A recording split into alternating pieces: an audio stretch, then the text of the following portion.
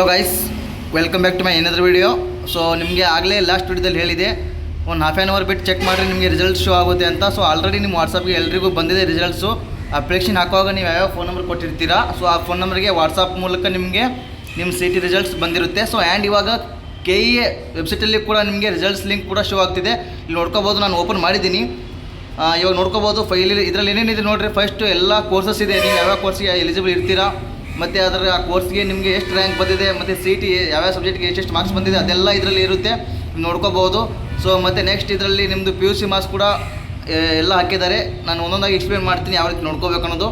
So ನೋಡ್ಕೊಳ್ರಿ ಇವಾಗ. First of all ಏನಂದರೆ ಇಲ್ಲಿ ನೋಡ್ಕೋಬೋದು ಫಸ್ಟ್ ಕೋರ್ಸ್ ಯಾವುದು, ಅಗ್ರಿಕಲ್ಚರ್ BSc. ಸೊ ನೋಡ್ಕೋಬೋದು ಅಗ್ರಿಕಲ್ಚರ್ BSc ಏನಂದರೆ 4127 ರ್ಯಾಂಕ್ ಬಂದಿದೆ. ಸೊ ಇವರಿಗೆ ಇವರು ಯಾವ ಕಾಲೇಜಿಗೆ ಡಿಮ್ಯಾಂಡ್ ಆಪ್ಷನ್ ಎಂಟ್ರಿ ಹಾಕ್ತಾರೆ, ಸೊ ಆ ಕಾಲೇಜ್ ಇವರಿಗೆ ಸಿಗ್ಬೋದು, ಯಾಕಂದರೆ ರ್ಯಾಂಕು ತುಂಬಾ ಚೆನ್ನಾಗಿದೆ. ಸೊ ನೆಕ್ಸ್ಟ್ ಯಾವುದಂದರೆ B Pharma. So pharmacy agriculture practical ಇನ್ನೂ ಇದು ಮಾಡಿಲ್ಲ, ಅದನ್ನು ಬರುತ್ತೆ. ಆ್ಯಂಡ್ B Pharma ಕೂಡ 15180 ಬಂದಿದೆ. ಆ್ಯಂಡ್ BSc AHS ಕೂಡ ಚೆನ್ನಾಗಿದೆ. BPO 11423, BPT 10027, D Pharma 10029. Engineering ಬಂದುಬಿಟ್ಟು ಇಂಜಿನಿಯರಿಂಗ್ದಲ್ಲಿ 7798. ಇದರಲ್ಲಿ ಕೂಡ ನಿಮ್ಮ ಟಾಪ್ ನಿಮಗೆ ಯಾವ ಟಾಪ್ ಕಾಲೇಜ್ ಬೇಕು ಆ top college option entry add ಮಾಡಿದರೆ ನಿಮಗೆ ಒಂದು ಒಳ್ಳೆ ಕಾಲೇಜ್ ಕೂಡ ಸಿಗುತ್ತೆ. ಯಾಕಂದರೆ ಇವ್ರದ್ದು ಎಲ್ಲ ಕೋರ್ಸ್ದು ರ್ಯಾಂಕ್ ಚೆನ್ನಾಗಿದೆ, ನೋಡ್ಕೋಬೋದು. 4000, 15000, 10000, 11000, 7000 ಹಿಂಗೆ ಈ ಥರ ರ್ಯಾಂಕ್ ಇದೆ. ಸೊ ಈ ಥರ ರ್ಯಾಂಕ್ ನಿಮ್ಮದು ಈ ಥರ ರ್ಯಾಂಕ್ ಇದ್ದರೆ ನಿಮಗೆ ಒಳ್ಳೆ ಕಾಲೇಜ್, ನೀವು ಯಾವ ಕಾಲೇಜ್ಗೆ ಡಿಮ್ಯಾಂಡ್ ಆಪ್ಷನ್ ಎಂಟ್ರಿ ಮಾಡ್ತೀರಾ ಆ ಕಾಲೇಜಿಗೆ ನಿಮಗೆ ಶೀಟ್ ಸಿಗುತ್ತೆ. ಸೊ ನೆಕ್ಸ್ಟ್ ಯಾವುದನ್ನು ನೋಡ್ಕೊಳ್ರಿ.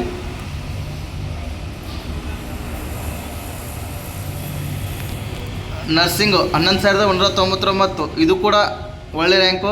ಸೊ ನೆಕ್ಸ್ಟು ಮತ್ತು ಇದರಲ್ಲಿ ಇಷ್ಟು, ಮತ್ತು ನ್ಯಾಚುರೋಪತಿ ಯೋಗ ಅದು ಕೂಡ ಚೆನ್ನಾಗಿದೆ, 8830. ಸೊ ಅದು ಕೂಡ ಚೆನ್ನಾಗಿದೆ.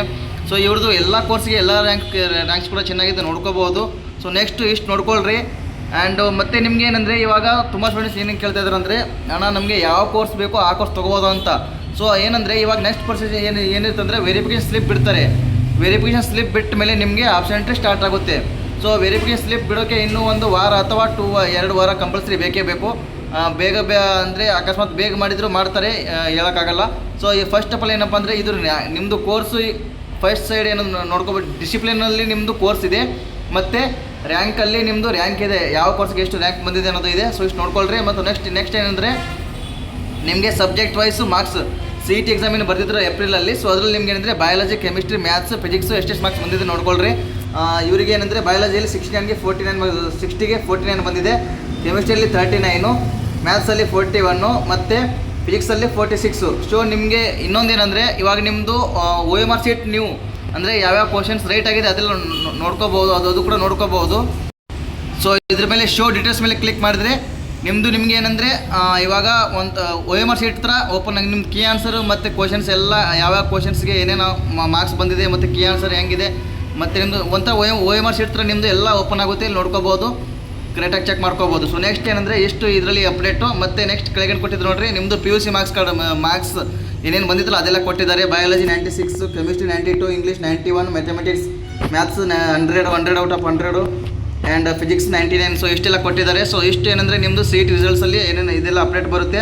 ಸೊ ಇಷ್ಟು ಜಸ್ಟ್ ರಿಸಲ್ಟ್ ನೋಡ್ಕೊಳ್ರಿ. ನಿಮಗೆ ಏನಂದರೆ ನೆಕ್ಸ್ಟ್ ನಾನು ಪ್ರತಿಯೊಂದು ಅಪ್ಡೇಟ್ಸ್ ಕೂಡ ಕೊಡ್ತೀನಿ, ನೆಕ್ಸ್ಟ್ ಏನೇನು ಇರುತ್ತೆ ಏನೇನಿಲ್ಲ ಅಂತ.